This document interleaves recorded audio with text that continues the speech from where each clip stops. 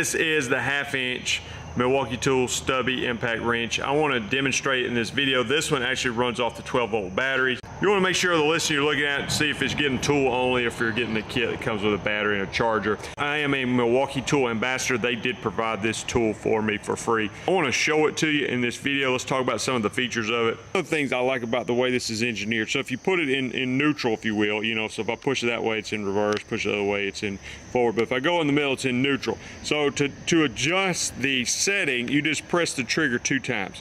So if I go 2 times, it's going to go to 1, 2 times it goes to 2, 2 times it goes to 3. But again, when you're doing that, you want to have it in neutral. So let's just say I want to get it back to 2.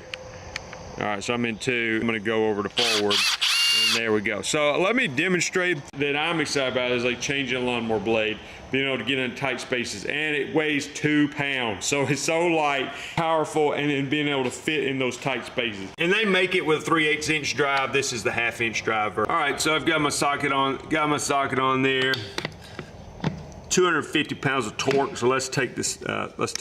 Let's see how it does against this. Easily. You can see how easy that was. Let's just do one more just to say we did.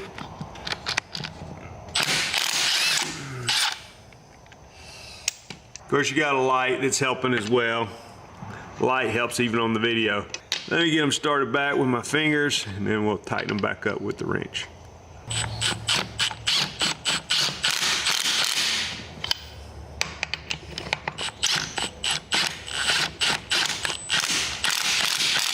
So this thing's great if you want power, lightweight, and small spaces.